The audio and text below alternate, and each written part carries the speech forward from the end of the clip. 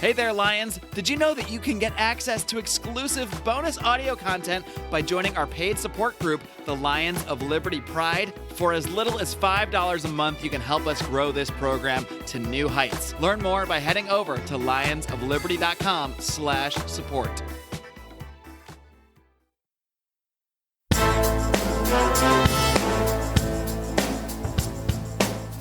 Welcome to Felony Friday, a presentation of the Lions of Liberty podcast. Here is your host, John Odermatt. Felons, friends, and freedom lovers, thank you for joining me once again for another edition of Felony Friday right here on the Lions of Liberty podcast. Felony Friday is the show where I focus each and every week on exposing injustice in the broken criminal justice system. This show is one of 3 weekly shows here at Lions of Liberty, so be sure to subscribe on iTunes and make sure you don't miss a single episode. My guest today on episode number 65 of Felony Friday is Amy Povah. You'll be able to find the show notes page for this episode with links and notes to everything that we're going to talk about today at lionsofliberty.com/ff65. Amy Povah is the founder of the Can Do Foundation. The Can Do Foundation is a 501c3 nonprofit foundation that advocates clemency for all nonviolent drug offenders. When Amy was 28 years old, she received a 24-year sentence, partly due to the fact that she refused to cooperate with federal officials who were attempting to infiltrate her then-husband's ecstasy distribution ring. After Amy was imprisoned, she never stopped fighting for freedom. She attracted the attention of several media outlets and started a massive letter-writing campaign, which led to members of House and Senate to write letters of support for Amy's clemency. Finally, justice prevailed, and President Clinton granted Amy clemency in July of 2000. Amy, thank you so much for coming on Felony Friday. Thank you for having me. I'm honored. Well, it's really great to have you here, and we've had on some guests in the recent past here, who have been granted clemency as well. Israel Torres was on the show recently, and he was granted clemency for a nonviolent drug crime by Barack Obama. And one of your colleagues at the Can Do Foundation, Malik King, actually contacted me, reached out to me, and told me about you and told me about the Can Do Foundation. And immediately upon reading your story, I wanted to have you on, and I wanted to have you on, first of all, to share your story, but also to talk about, I think, the powerful stuff that you guys are doing with the Can Do Foundation. So I do want to spend some time talking about that, about your foundation. But before we do that, I was hoping to start out by you sharing what you've been through, your story, and your experience with the criminal justice system. So maybe a good place to start out is just at the beginning. How did you first come to get arrested and convicted for this conspiracy crime that you were sentenced to serve 24 years? Well, conspiracy is sort of a catch-all that ensnares a lot of people. So I can eat up 30 minutes really easy talking just about, my case. So I'm going to try to condense it the best I can and yet still have people try to grasp why we need more exposure and attention on the conspiracy law. And it's one of the, I think, most destructive laws that the Department of Justice abuses.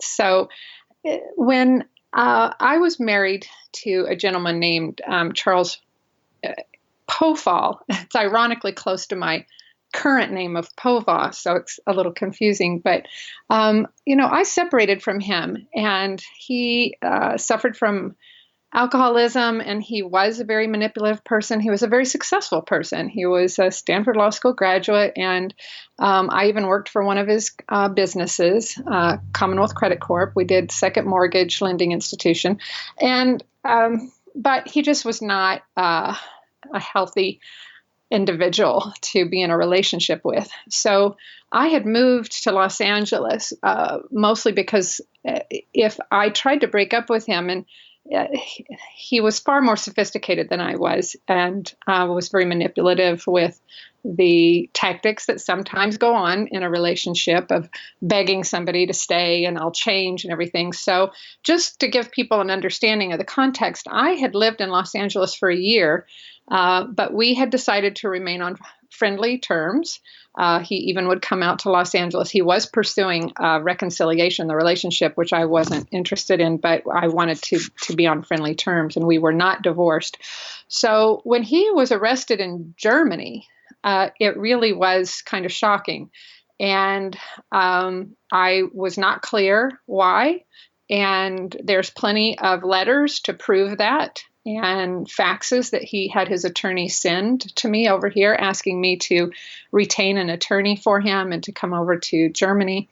Long story short, maybe the older version of me would understand that you should be cautious in situations like this, but I flew to Germany. I did retain an attorney. He had funds that I was able to access.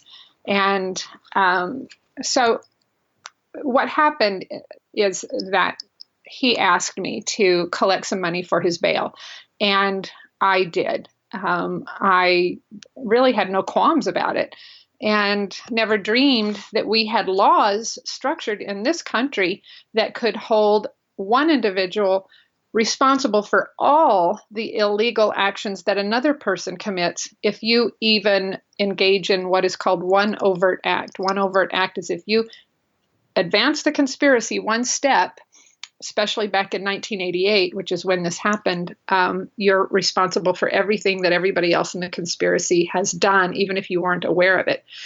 So just by, and I just want to make sure I understand what you mean when you say collect bail. Was that going to people that he was in contact with that had the money to collect it, to route it in a certain way? Well, at first he was sending some faxes through his attorney in Germany that was directing me to some lock boxes that he had. And I don't want to portray myself as a Pollyanna. I had tried ecstasy. I think that it has many beneficial properties. I've enjoyed ecstasy. I don't do it now. I don't even know how to get it, actually. But back when I met him, he was very interested in the therapeutic effects of ecstasy. And I think there are many. And so I wasn't, it wasn't like I heard that my husband had committed a murder or robbed a bank. Mm-hmm. And I knew that he could get ecstasy when we were together. I just always thought it came from he said he could get it from a chemist. And so, yes, the bail, I went around and tried to find these lock boxes. It wasn't at a bank. And I knew, at little by little, I could glean that, wow, this was a pretty big deal. But I don't know. I'm just, maybe I have a little bit of outlaw blood in me because I wasn't somebody who was overly concerned about running around and trying to collect some money for him, that he thought he would get bail in Germany, which he never did. Right. But I did meet with one person who was I guess a distributor of his who had money, and he asked me to meet with him. The guy also was in the oil and gas business. He had a business card and literally was a foreman on an oil rigs operation. But the day that I met with that guy was the day that I realized that I'm not going to do this again, because it just felt too nefarious. I met him at a hotel. And I felt like, my God, what am I really doing here? And he had a bag full of cash. It was all mixed up in small denominations. And I felt like at any minute, maybe we were going to get surrounded by somebody. I knew I was doing something wrong when I met with him. And it also just felt kind of creepy, to be honest. So I signed that I had received that money because he wanted to be able to prove that he had given it to me. And clearly I engaged in some wrongdoing when I ran around trying to collect money for him after he had been arrested. So that sucked me into the conspiracy statute. And really nothing happened until, I think it was September, October of '89. And I pulled into my home there in Los Angeles, and my house was already it was in the middle of being raided, and I'd call them cops, but they were wearing back then, they were just task force, often would wear plain clothes, unlike the SWAT raids that you get now. And I didn't know it was law enforcement. They had on cowboy hats and they had guns pointed at me and they were screaming. And fairly quickly, they extricated me from the car and flanked me and took me through my home, which was at the mercy of about 10 people who were trashing it, just like you see in the movies where they tear everything up and everything is thrown on the floor. And I'd like to say that I think the law enforcement that engages in any kind of drug enforcement is so unprofessional, in that it's the absolute opposite of what happens when there's a murder or some other crime, where they seal off and they're very careful about looking for evidence. And it just seems like it's a license for the DEA to act like a bunch of thugs, because they engage in stuff that's so unnecessary. They didn't destroy my toilet, but I've seen them where they've just taken sledgehammers and they did knock the door was on the floor, and all the contents of my refrigerator was on the floor, and they were pulling out the drawers and laughing. Who laughs when they're investigating a crime? And silverware was, they wanted that shock element. And it's like they were taking joy in destroying your property. Yeah, it's ghoulish. I mean, it's really, you really do feel, I felt, and, no disrespect, but I really did feel like evil was in my house. And I still feel that way. I mean, I liken it to eras in the past where this kind of energy surfaces. It just wears a different disguise. It's about McCarthyism, the witch hunts. You can go on and on, where people have been put in a position where they're put in a chair or they're put in a position and they're told, you will either cooperate with us or else you're going to suffer. And that's what we have to break it down to. We have to break it down to what this is really about, because to me, it's not about drugs or stopping the drug flow, because we fully well know that, and we don't want to go off on and digress, but I don't think the government is interested in stopping the flow of drugs, even though they may kid themselves into believing it at times. But it's a money-driven effort. And so I was told then that I either had to cooperate with them. They said that they knew I had visited my husband, and they said that, everyone seems like tries to blame the long sentences that we all are serving now on mandatory minimums. But I never heard the term mandatory minimum until I got to prison, and I didn't get a mandatory minimum, and they didn't threaten me with the mandatory minimum. I was told that you will either cooperate with us or we're going to indict you for conspiracy. And I didn't even know what that meant. And to make a very long story short, a friend of mine had pulled in behind me, and she was questioned and asked if, before she left, she was brave enough to come in and ask me, Amy, I'm leaving, can I help you? And I said, just please call my attorney. And I rattled off his name. And back then we didn't have the smartphone, so I guess she looked it up. But he came up there within 30 or 40 minutes, and I figured I had retained an attorney on a very minimum retainer, thinking that because of what had happened, that somebody might knock on my door to ask me questions. I never dreamed that I just never dreamed that I would have my home completely almost destroyed. And be put in a situation where I was told that basically, that I should become a government informant. And my attorney talked to the prosecutor. My prosecutor was there that day. I didn't even know that, but he identified himself once the attorney arrived, and they had a conversation. My attorney said, we can leave, which we left my house at the mercy of them. They could take anything they want. And it is true that they steal things, and they don't itemize everything. And you're basically leaving your house at the mercy of people who can just, do whatever they want. But again, my attorney is the one who sat me down after he talked to the prosecutor, and he said, boy, you're looking at a world of hurt. He said, they think you're a valuable asset. And Sandy was over in Germany. He had not cooperated yet, but still, they wanted information on him, and they had investigated enough that they wanted somebody over here they thought could infiltrate his organization.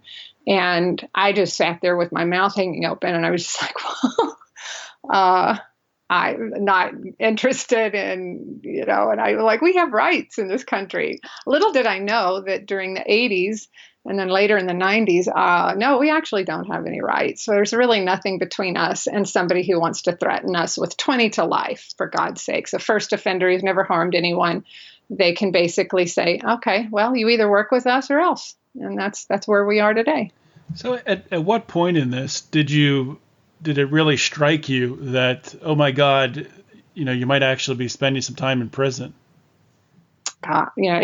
Frankly, it would not sink in.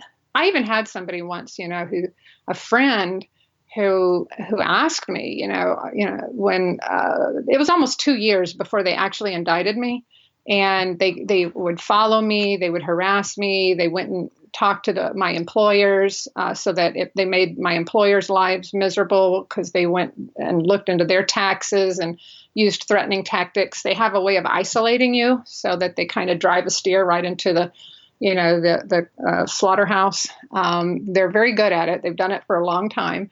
And, I don't know. I remember telling my friend, I was like, no, I just, I felt like I was a good person, and I just didn't think that good people went to prison. Now I know that prisons are filled with not only good people, but some of the best people I've ever met in my entire life.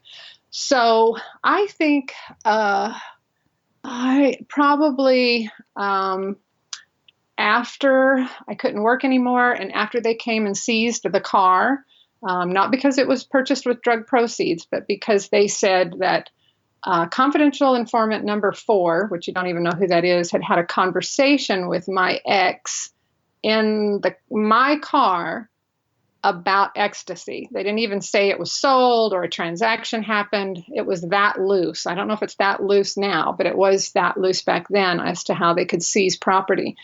And so is that an aspect of, I guess, civil yes. asset forfeiture where they can? Correct. Okay. Yeah, they could take your car just because somebody had there's 2 different ways: illicit fund, if it was purchased with illicit funds, or if how did they frame that? It's if any kind of what they consider to be a transaction occurs. So they think that a conversation is a transaction, and so then it got to the point where I couldn't use my credit cards. They seized money straight out of my account, which was legitimate earnings. You have to fight them on this stuff. And then I was using my parents' credit card, and I had a rental. And then the rental agency called me and wanted me to return the car for some bogus reason. They just have a way of penetrating you so that you literally become you cannot function as a human being who's just trying to work and pay your bills. So, it finally got to the point where, it was sinking in that I was just like, Jesus, but I don't know if I'm not really big into astrology, but I do know I'm an Aries, and Aries are stubborn. We have horns. And I was probably the opposite. If they had any kind of psychology on how to possibly coerce or coax somebody into cooperating, using those tactics with me had the absolute opposite effect. The more that they made my life miserable, the more I was determined that I would never crawl in bed and work with the feds after seeing what they did to me, and knowing that they were pressuring other people who were my friends to say things about me. Nearly everybody refused. I had a roommate that didn't pay rent. I let her live with me, and I had kicked her out. So they try to find people that have, that they have an axe to grind with you. And so I don't know. I don't want to spend all our time on this, but when I was indicted and they took me to Waco, Texas, and they denied me bail, and it sinks in. And then I became kind of more like a crusader almost. I told my mom, they were asking me, why won't you just cooperate? Because they couldn't understand. Nobody understands. Cooperation doesn't mean you sit down and you say, okay, I'm going to explain everything that I did, or I'm going to fess up. That's not what cooperation means in this country. Cooperation means you have to give substantial assistance, and you do not get any benefit of cooperating unless you give substantial assistance. If you look up substantial assistance, it means that you have to aid them in the conviction of others.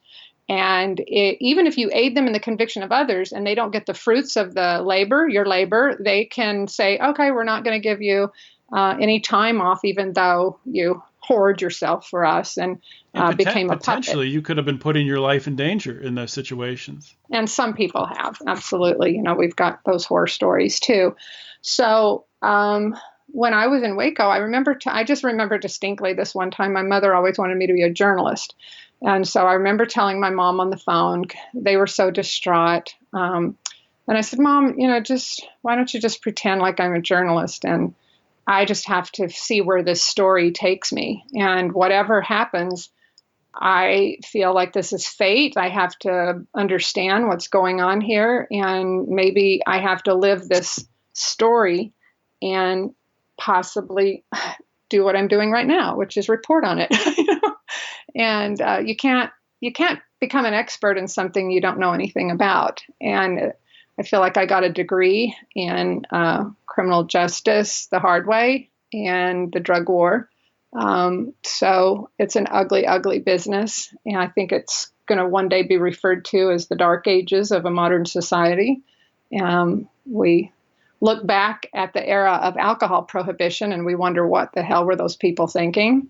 Well, I think that we will be viewed with even more skepticism as to whether or not, there was true intelligence coming from the people who kept this policy in place. 100% agree with you. I think even as soon as 10 to 20 years from now, maybe sooner than that, people are going to look back on this time, these past several decades, and just look at all the people who've been locked in cages for doing nothing more than buying or possessing a substance, consuming a substance, and not harming anyone. There's no victims in a lot of these situations, and they've been locked in a cage. And a lot of these people, unfortunately, their lives have been ruined, and people associated with them, friends and family as well, have been severely negatively impacted. So yeah, I 100% agree that this is definitely a black eye in the history of this country. We're going to take a quick break to hear from our sponsors for today's show. We'll be right back with more Felony Friday.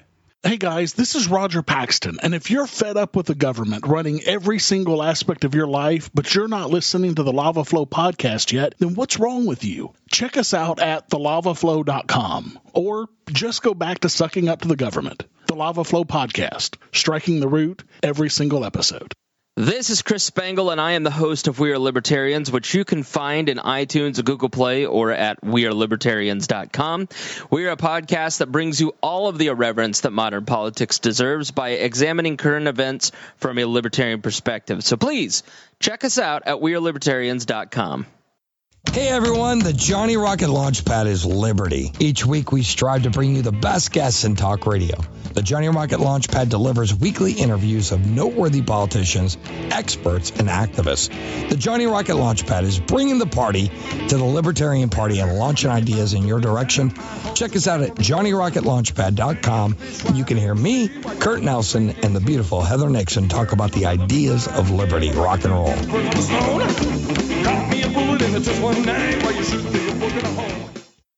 And we're back here with Amy Povah of the Can Do Foundation.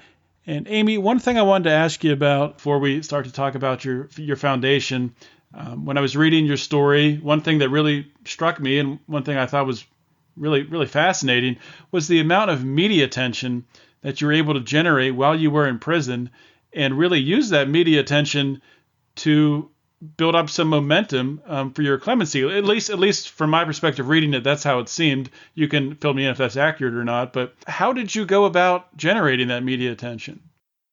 Well, I owe a lot of credit to a gentleman by the name of David France, because in the 90s, it's a different climate now. And frankly, it's kind of strange to me because I've been able to get some media exposures for quite a few women that are serving time, but we're sort of numb. Our society has kind of become numb and oversaturated. There's just so many ways that media can come at you. But back in the 90s, first of all, there was a climate that there was just zero tolerance for anyone associated with drugs, who had been arrested for drugs. The government and other groups had really done a great job in, I feel, kind of manipulating the public and that's what we do when we want to go to war.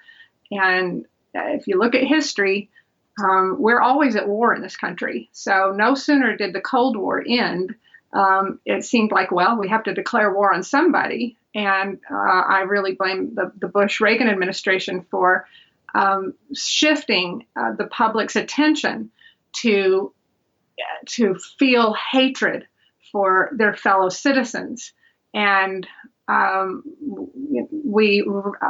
everyone blames Nixon, but let's face it, there wasn't a drug war going on during Ford and Carter administration. And the nation was engaging in a lot of recreational drug use. It's funny, back then it was called recreational drug use. Now, we went into the zero tolerance era. But the media, my mother would call, wrote so many letters, 60 Minutes, everyone we could think of. I reached out to Playboy. I think Playboy was the first one that published a letter that I wrote. But David France saw a show called Snitch that Frontline did. And Frontline was the very first to show the underbelly of the drug war it was probably around 96 or 7. And actually, Frontline had asked me they had talked to me about being on this particular show that they were doing called Snitch. And I had my your last habeas corpus, your final appeal in, your 2255. And we're always in a situation in prison where we feel like we can't upset the monster. And the monster is the people who have us in prison and make these decisions as to how vigorous they're going to keep you in there, and the judge.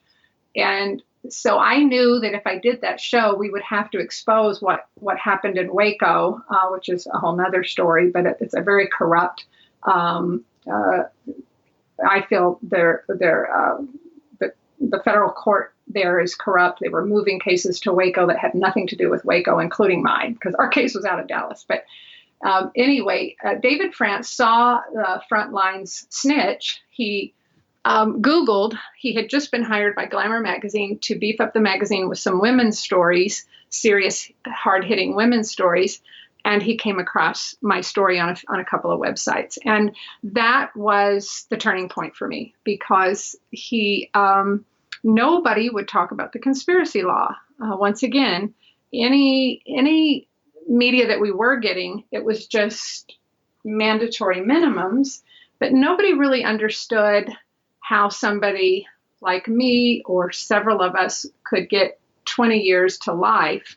And if you don't explain the conspiracy law, you'll never understand it, because it's not just a mandatory minimum, it's mandatory sentencing. But so Glamour, because back then there weren't any stories, hardly at all, about those of us. And so I kind of broke that bubble, and he exposed what was happening to the women.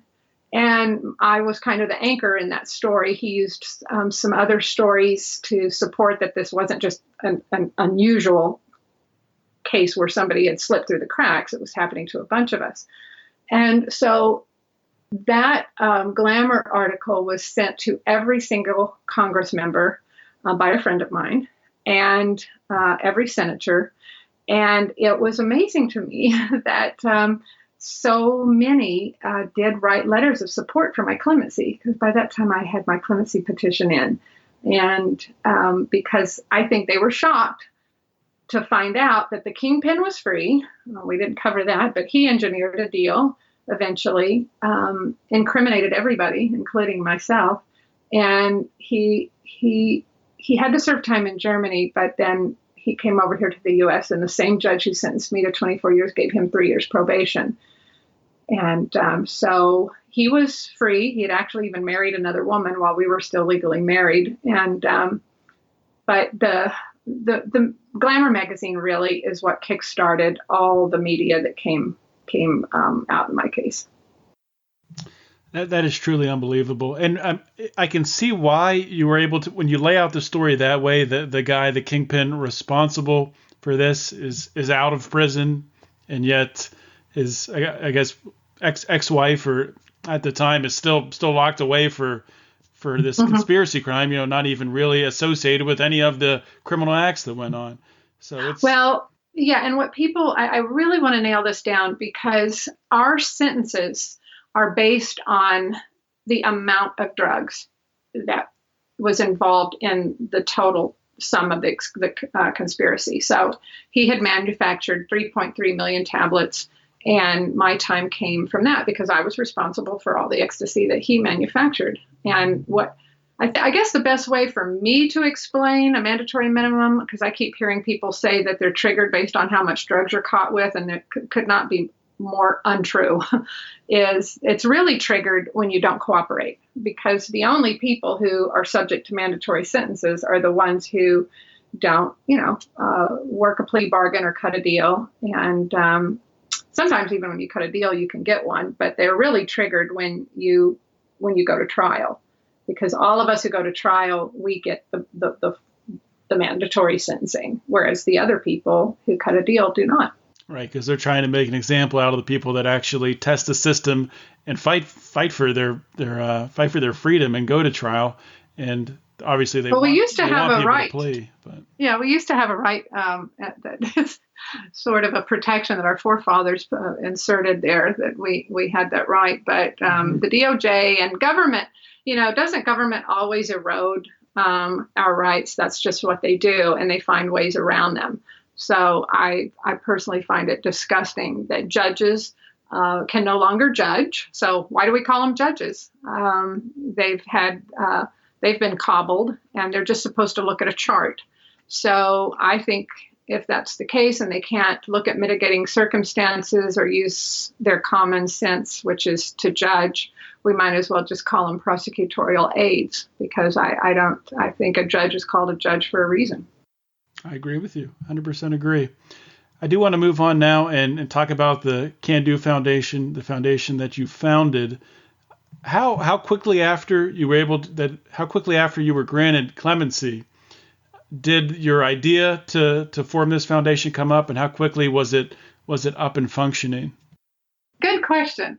Immediately, because I had already written and filed my roommate's petition. Her name was Lao Chin Chin, and I am not exaggerating. I read her paperwork, and even they have a way of writing up what is called a pre-sentence report, which is what the judge goes by when he sentences you. They have the government works with the probation people, and it's a very pro-government document where when you read it, you're literally going, who is this person? Because they won't put anything positive in there, anything that you've ever done that's positive. And it reads like, it's a very negative document. And I read my roommate's pre-sentence report, and they literally couldn't even find anything negative to say about her. And all she had done was take a message from what she did not realize was an informant who was trying to set up her boyfriend. And see, the problem with this is that there's so many people out there among us who are literally under pressure to set up deals because they're working their way, out of mandatory sentence or a long sentence. So there's all kinds of people that we're interacting with on a daily basis. And he told Chen will you please tell your boyfriend to meet me in Chicago at a certain time at a certain hotel. That's it. There wasn't any talk about drugs or anything like that. And she passed that message on. And now there's some changes in the law, but back when she did that, that was all it took for her to be responsible for what happened. So she got 17 and a half years. Her boyfriend was lured into a sting. Ironically, he wasn't selling drugs. They brought the drugs. So we literally had the government bring the drugs. Well, when they're in control of how much drugs they bring, then you're responsible. So, if they want to bump it up to 2 kilos, even though it was agreed upon that her boyfriend was going to get 1 kilo, you're responsible for all of that. She had only been with him for a short time. She came out of a abusive relationship where there was horrible physical abuse. She worked full-time in the garment industry. She was a manager in New York. And so she got 17 and a half years just for passing on that message. And it even said in her pre-sentence report, they said, well, it seems kind of harsh to, for her to be at the, they tally up the points, which will then direct a judge to the chart that he has to use to sentence you. But whoever wrote her pre-sentence report said, this is, we'll send a message. Who's going to read her she wasn't on the, mainstream news. Nobody heard about this poor woman getting 17 and a half years, but, it was like, well, this is what we have to do because we have to send a message. And so as soon as I got out, I started advocating for her. I was a very busy person because I was advocating for a lot of people, a lot of the women that I said, I'm not going to forget you. I wanted to try to help as many people get out. And Clinton had 6 more months. I got out in July. And so the next January, he would be leaving office. And I've done a Freedom of Information with the Office of the Pardon Attorney. So I have all the paperwork. I finally got it all. And even when you would send something to the White House, it's channeled back to OPA. So I got to see all the letters because I didn't keep copies of them that I had written on behalf of other women. And Chen did get out on Clinton's last day. And that was, it's always bittersweet because I was screaming for joy for her. And I actually got to tell her over the phone because the prison hadn't told her yet. And I was notified about it. And but the other women that I was advocating for, several of them, they were not on that final list. And very dear friends like Mary Richardson, I could rattle off several names, Danielle Metz, that I didn't realize she didn't have a clemency petition in. I thought she did. But anyway, so I did not have Can Do as a nonprofit until 2004. But I was very busy trying to get as many people out before Clinton left office. And then I really, frankly, never stopped trying to advocate for mostly women, only at during Obama's Clemency Project 2014. In the last 2 years, we started adding men to the website because it was such a historic event. And I had so many people and knowledge of people like Tim Tyler, who was serving life for LSD. I would actually know women in prison who were co-defendants, of men who had these life sentences for pot and for other drugs. And I just felt like we have to embrace the men also, even though my little organization was really taxed because we don't have we don't have funding. It's all volunteer based, very passionate people. All people are helping who have a loved one in prison or they were in prison themselves. So I'm very proud of where we've come because we were uniquely positioned when the Clemency Project kicked off. And so the media finally found us. And we got to go to the White House 3 different times and did 4 or 5 vigils in front of the White House with posters. And But it's so sad because I'm a little disappointed that President Obama didn't, I feel, finish what he started. Yeah, it was almost like he started too late. I don't know why he waited until really the last several months. It was a wave of granting clemency, but not sure why he waited so long to do that. If it was purely political, he was already reelected for his second term. He could have used more time during his second term to grant clemency. But well, I guess they get busy with a lot of things, but I honestly don't think he was paying attention to the issue. I'm sure that he's got a lot of people putting things in front of him. However, I feel that it was Russell Simmons' open letter that kind of woke President Obama up, because it was a very strong open letter criticizing him for not doing more to stop the bloodletting, which even during his first term and Holders as Attorney General, they were still prosecuting. I mean, we have people under Obama's watch who were getting life for marijuana, who were getting life sentences, and Russell Simmons criticized him harshly for it. And then he said, I'll never forget, because, my eyes popped out when I read it, that at the bottom of page 1, it said, why don't you create a clemency panel, which is exactly what he did after Russell Simmons, this thing was published. And it was signed by over 200 celebrities, all people who are helped get President Obama elected, and people that I think he respects. And I think it may have even been a little bit embarrassing, because it was really kind of a rebuke that he wasn't doing anything. And it wasn't long after that he got busy, and Holder made that speech to the American Bar Association saying that the system was broken. But it didn't happen.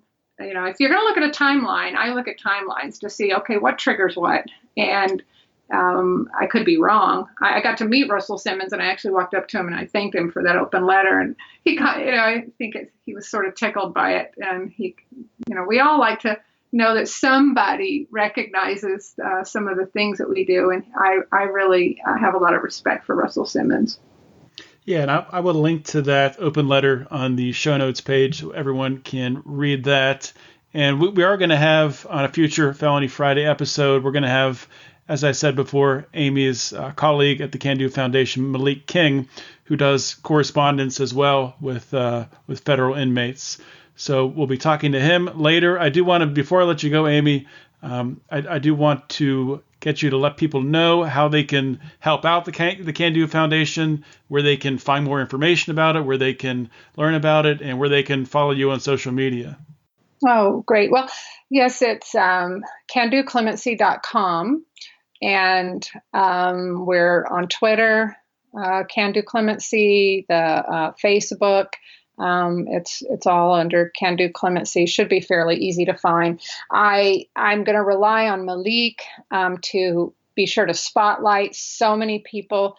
We're so happy that a lot of people we were advocating for got out, but we're devastated, absolutely devastated over some of the perfect candidates, like Alice Johnson and Michelle West, and elderly people, women in their 60s, men in their 60s, 70s. We even have a guy who was serving life for pot who's 84. He's already served over 30 years. That there's no excuse why they didn't get clemency. I have my theory, but we don't have time for that. The Department of Justice it gets to cherry pick and have final say over which cases travel over to the White House, and that needs to change. My parting note is that the Office of the Pardon Attorney needs to come out from the jurisdiction of the Department of Justice because of the conflict of interest. But I would love for everyone to please keep this issue alive. And we can't forget about the prisoners who, that right now they're really feeling a lot of pain, the ones that were left behind. They feel like a curtain just closed. And so it's our job to keep the spirit alive and to fight for them. They've got to have some relief. Absolutely. Well, thank you so much for coming on Felony Friday and sharing your story and sharing the work that your organization, the Can Do Foundation, the very important work that you guys are doing. Thank you for having us. It really was a pleasure today having Amy on the show to share her story. And I can't really imagine. I can't put myself in her shoes, what she was going through. It's hard for me to imagine what her situation was like.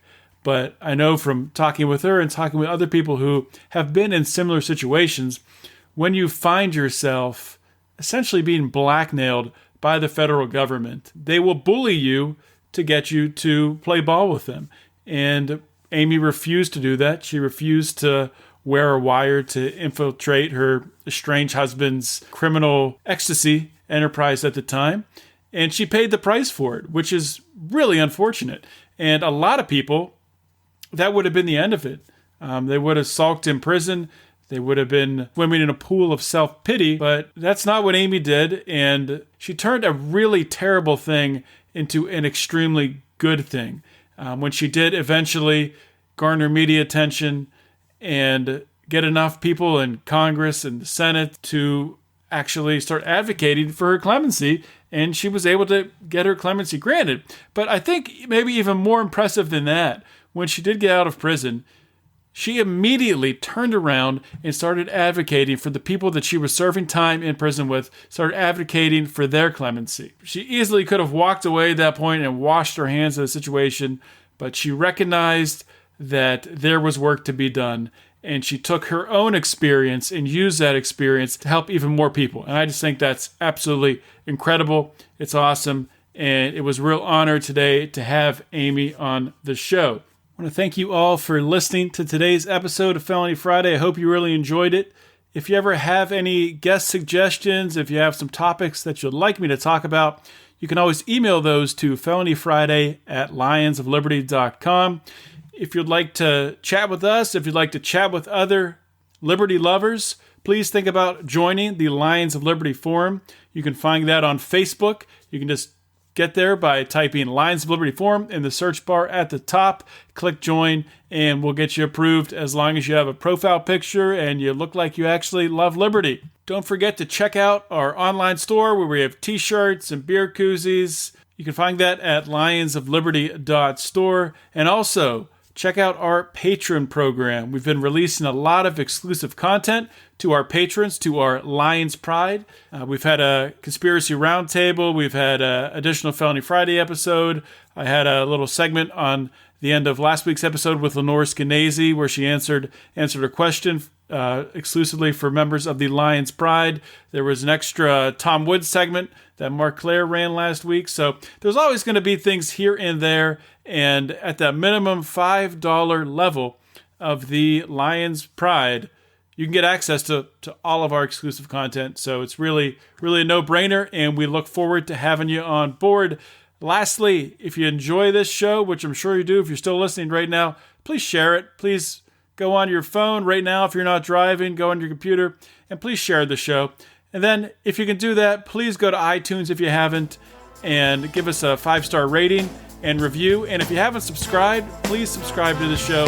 Doing those couple things right there will help us more than you can imagine to grow this show and to reach a wider audience, which is the reason why we do this. That's all I have for today, guys. Thank you so much for listening. This is John Odermatt signing off.